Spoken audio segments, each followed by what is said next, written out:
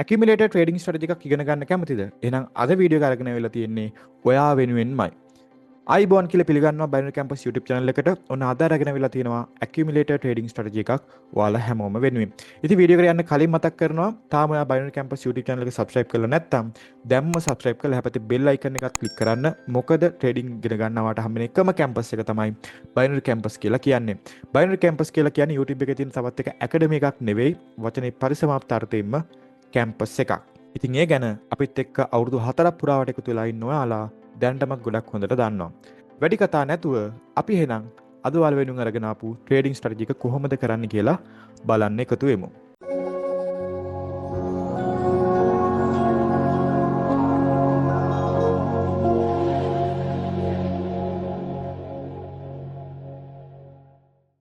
Video එකේ මුලදී කිව්වා වගේ අද අපි කරන්නේ ඇකියුමුලේටර් ට්‍රේඩින් ස්ට්‍රැටජි එකක්. ඉතින් මෙන්න මේ ඇකියුමුලේටර් ට්‍රේඩින් ස්ට්‍රැටජිස් කරද්දී අපි අර සාමාන්‍ය rise and fall even not over under කරනවා වගේ කරන්න හැකියාවක් නැහැ. මොකද මේක ඊට වඩා ටිකක් වෙනස්. අපිට ඒ සිටුේෂන් එකත් එක්ක අපි කරන විදිය වෙනස් කරලා අපි ගන්න ප්‍රොෆිට් එක වෙනස් කරලා අපිට ට්‍රේඩ් කරන්න සිද්ධ වෙනවා. ඒ නිසා මේ ඇකියුමුලේටර් වගේ ට්‍රේඩින් ස්ට්‍රැටජි එකක් කරද්දී අර ෆික්ස් මයින්ඩ්සෙට් එකෙන් මේක කරන්න එපා. ඒ වගේම තමයි මේ ඇකියුමුලේටර් වගේ ට්‍රේඩින් ස්ට්‍රැටජි එකක් කරද්දී ස්ට්‍රැටජි එකට අමතරව ඔයාට තියෙන්න ඕන common sense කියන දේ. හරි. ඒ කියන්නේ ඒ වෙලාවේ හැටියට තීරණ ගන්න පුළුවන් වෙන්න ඕන ඔයාට. එහෙම වුණොත් තමයි ඔයාට මේකේ හරියට වැඩක් කරගන්න පුළුවන් වෙන්නේ. එහෙම නැත්නම් ඇකියුමුලේටර් කියන්නේ ටිකක් රිස්ක් එක වැඩි ට්‍රේඩින් මෙතඩ් එකක්. ඒක අනිවාර්යයෙන්ම මතක තියාගන්න ඕන. ඉස්සෙල්ලාම බලමු මේ ඇකියුමුලේටර් එකේ තියෙන ඔප්ෂන්ස් ගැන. ඔයා මෙතනින් ඇකියුමුලේටර් කියන මෙතඩ් එක සිලෙක්ට් කරගත්තට පස්සේ මෙතන තියෙනවා growth rate එකක්. මෙන්න මේ growth rate එකේ තියෙන්නේ ඔයා ට්‍රේඩ් එකට එන්ටර් වුණාට පස්සේ ඔයාගේ ස්ටේක් එක ප්ලස් ප්‍රොෆිට් එක වැඩි වෙන්න ඕන percentage එක.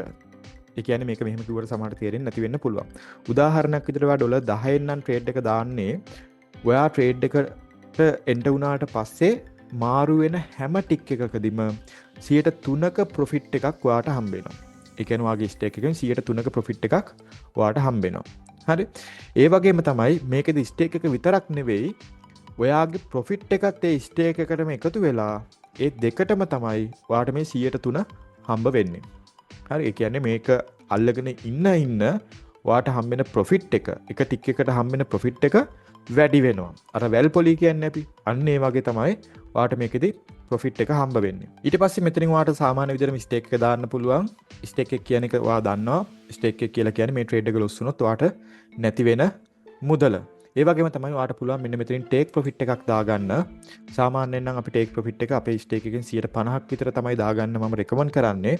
ඉතින් මේ ස්ට්‍රැටජි එකේදී නම් අපිට හරියටම ටේක් ප්‍රොෆිට් එක කොච්චරක්ද කියලා කියන්න බෑ. ට්‍රේඩ් එක දාලා මාකට් එක යන විදිය බලලා තමයි අපේ ටේක් ප්‍රොෆිට් එක අපි තීරණය කරන්නේ. නිසා මම මෙතනින් ටේක් ප්‍රොෆිට් එක කියන එක enable කරලා තියාගන්නේ නැහැ. ඒක off කරනවා. ටේක් ප්‍රොෆිට් එකේදී ඔයා ඩොලර් 5කින් දානවා ඩොලර් 2ක් ආවට පස්සේ ට්‍රේඩ් එක සෙල් වෙන්න තියෙනවා නම් ඒක ඒ ප්‍රොෆිට් එක ආවට පස්සේ ට්‍රේඩ් එක සෙල් වෙලා යනවා. ඒ වගේම තමයි මේකේ තියෙන max payout එක ඩොලර් 6000යි. ඒ කියන්නේ ඩොලර් 6000ක උපරිම payout එකක් තමයි මේකේ ගන්න පුළුවන් වෙන්නේ. ඒ වගේම තමයි උපරිම වාට මේ ට්‍රේඩ් එක අල්ලන් ඉන්න පුළුවන් වෙන්නේ ටික් 85ක් යනකම් විතරයි. ඉතින් එහාට වාට මේක අල්ලගෙන ඉන්න හැකියාවක් නැහැ. ඉතින් මෙන්න මේ දේවල් තමයි ඇකියුමුලේටර් එකේ තියෙන්නේ. ඊට අමතරව මෙන්න මේ පහලින් ස්ටැට්ස් කියන එකේ වාට බලා ගන්න පුළුවන්. මෙන්න මේ මාකට් එක මෙන්න මේ බැරි එකේ ටච් නොවි කොච්චර දුරක් ගිහිල්ලා තියෙනවද කියලා ටික් කීයක් ගිහින් තියෙනවද කියන එක වාට මෙතනින් බලා ගන්න පුළුවන්. උදාහරණයක් විදිහට අන්තිමට මේ මාකට් එකේ බැරි එකේ ටච් වුණාට පස්සේ ටික් 24ක් යනකම් මෙන්න මේ මාකට් එක මේ බැරි එකේ වදින්නේ නැතුව ඇවිල්ලා තියෙනවා. ඊට කලින් එක 26යි. ඊළඟ කලින් එක 104යි. ඊට කලින් එක 12යි. ඊට කලින් එක 53යි. 5යි. 89යි. බිංදුවයි. හරි. ඔන්න ඔය විදිහට වාට බලා ගන්න පුළුවන්. මෙන්න මේ ස්ටැට්ස් එකකින් අර අපි LDS එක බලන්නේ. අන්න ඒ වගේ එකක් තමයි මෙන්න මේ ස්ටැට්ස් කියලා කියන්නේ. දැන් අපි මේක ට්‍රේඩ් එකට එන්ටර් වෙන්නේ කොහොමද කියලා බලමු. මේකදී අපි ට්‍රේඩ් එකට එන්ටර් වෙන්න බලන්නේ මෙන්න මේ තියෙන average volatility growth එක. හරි percentage එක තමයි මෙතනින් අපි බලන්නේ. මෙන්න මේ percentage එක 0 තියෙනවා නම් අපිට පුළුවන් ට්‍රේඩ් එකට එන්ටර් වෙන්න. හරිද?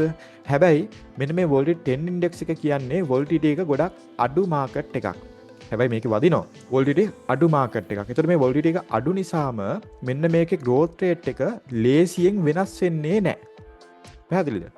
දැන් ඔයා බලන්න මේක වෙනස් වෙන්නේ නැහැ. දැන් මේකම මම වෙන මාකට් එකක් වාට සිලෙක්ට් කරලා පෙන්නන්න 50 ඉන්ඩෙක්ස් එක වගේ. දැන් බලන්න මේ already 50 ඉන්ඩෙක්ස් එක තියෙන්නේ. දැන් මේකේ මේ පේනවද? වාට growth rate එක වෙනස් වෙනවා. ඒ හින්දා මේ ස්ට්‍රැටජි එක කරාදී already 10 ඉන්ඩෙක්ස් එකේ වගේ කරන්න එපා. හරිද? අඩුම 25 වලින් උඩ මාකට් එකක් කරන්න 25 50 75 100 මේ කැමති මාකට් එක කරන්න 1s මාකට් වල කරත් ප්‍රශ්නයක් නැහැ.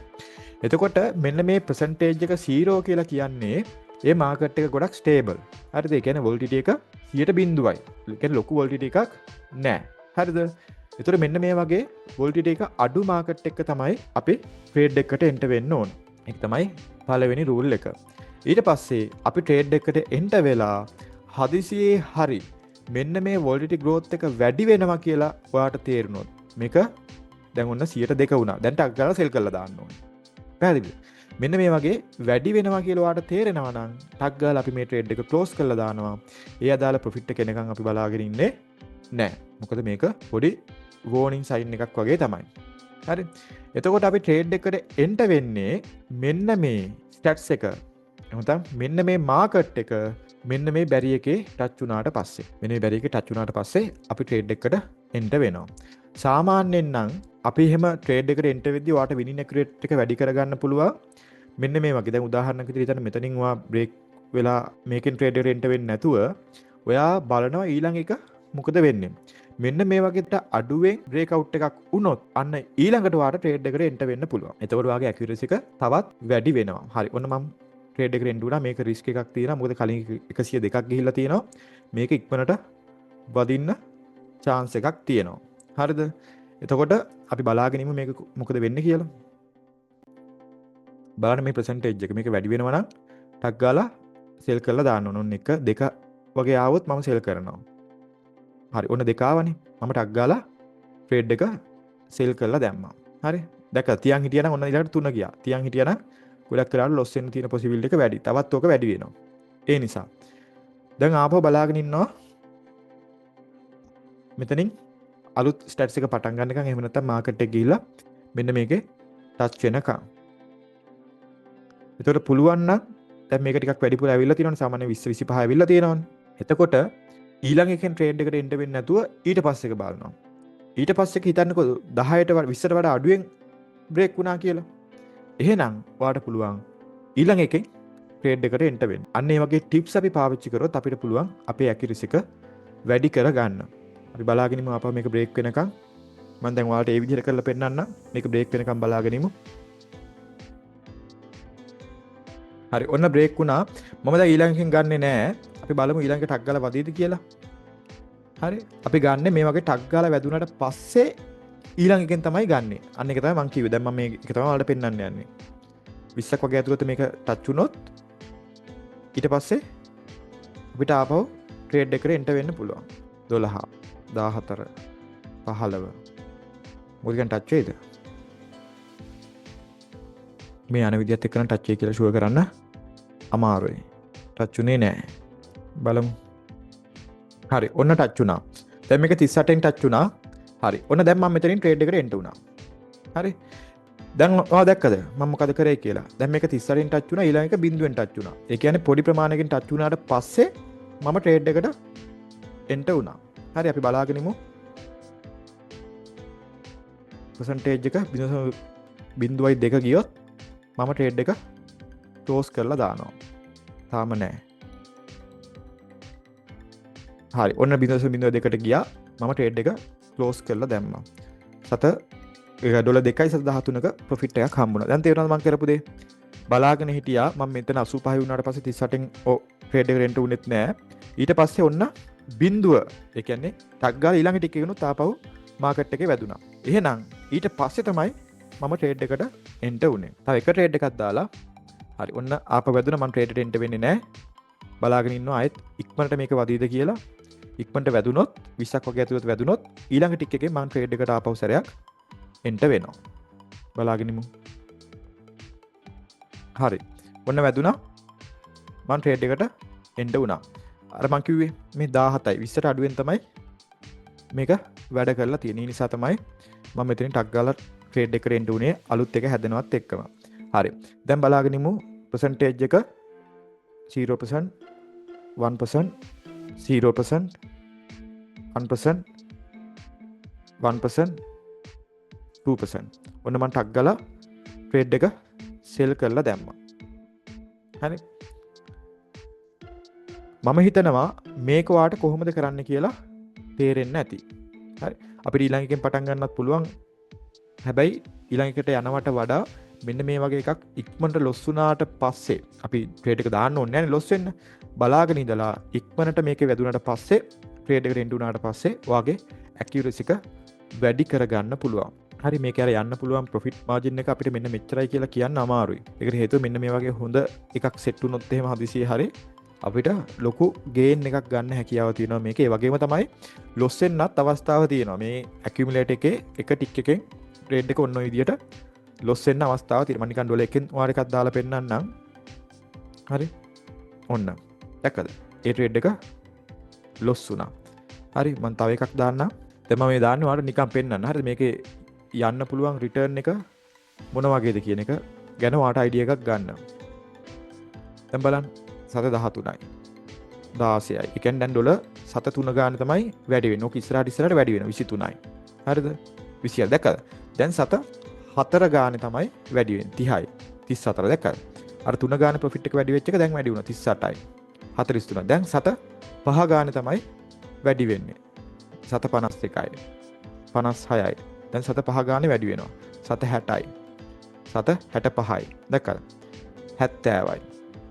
75යි 81යි 86යි 92යි දැන් 6 ගානේ 97යි 103යි හරි 109 අර ලොස් එක මම රිකවර් කරගත්තා. තේරුණාද? දැන් මම මේ ස්ට්‍රැටජි එකේ විදිහට නෙමෙයි කරේ.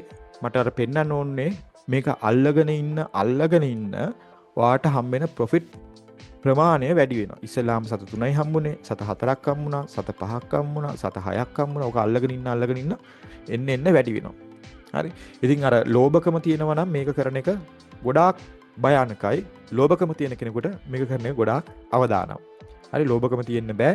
ඔයාලට තේරෙනවා නම් මෙතන percentage එක 102 වුණා කියලා ටක් ගාලා ඒක දැකපු ගමන් ට්‍රේඩ් එක ක්ලෝස් කරලා දාන්න ඕන. ඉතින් ආපම මතක් කරන්නේ සාමාන්‍යයෙන් අපි rise and fall එකක් ටච් නෝ ටච් එකක් හයර් ලෝ එකක් ඊවන් නොඩ් එකක් ඕවන් එකක් කරනවා වගේ නෙවෙයි මේක. ඒ වගේ හැම එකකදීම ෆික්ස් ප්‍රොෆිට් එකක් ඔයාලට තියෙනවා. මේකෙදී ඔයාගේ ප්‍රොෆිට් එක තීරණය වෙන්නේ common sense මත. හරිද? ඔයාලට තේරෙන්න ඕන මාකට් එක මෙන්න මේ විදිහට තමයි දැන් හැසිරෙන්නේ. මම මේක ටක් ගාලා සෙල් කරලා දාන්න ඕනේ. හරි? ලෝභ වෙලා මේ වැඩේ කරන්න බෑ. ලෝභකම කියන දේ පොඩි හරි ගෑවිලා හරි තියෙනවා නම් මේ ස්ට්‍රැටජි එක කරන්න එපා. ඒක අනිවාර්යෙන්ම මතක තියාගන්න ඕන. ඉතින් මේක තමයි අද ඔයාලා වෙනුවෙන් අරගෙන ආපු accumulator trading strategy එක.